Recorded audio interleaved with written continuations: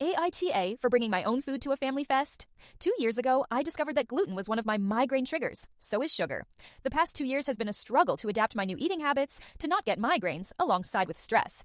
I have a chronic migraine and it's been a hell for that past 15 years. I've tried so many prescriptions from my doctor, got scanned in my brain for blood clot, tried everything to ease my pain, to cold caps, Zoc relief, massage, cold bath, NATA, and so on, but nothing ever really helped. Then 2 years ago, I went to a retreat weekend. The food they served were gluten and lactose-free. I felt the very best I've been in a very long time. So when I'd get home, I studied recipes for gluten-free food. I went to my doctor's and took a test to see if I was allergic to the gluten, but it showed negative, and she said that gluten could be one of my triggers to migraine. So searched for food with no gluten and began the new lifestyle. I also began to bring my own food to the family gatherings at birthdays and holidays. My mother-in-law got very offended and asked if I didn't like her food. Of course not.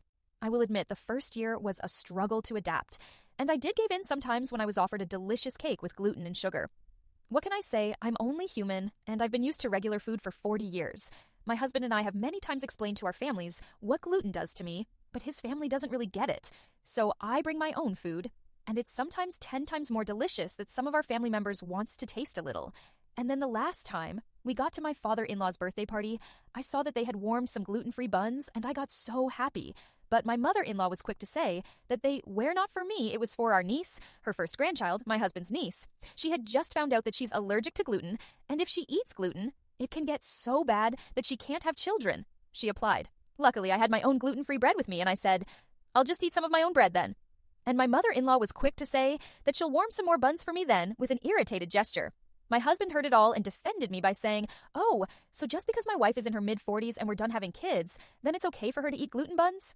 He was so mad, and I was so sad that they didn't take me very seriously for my health.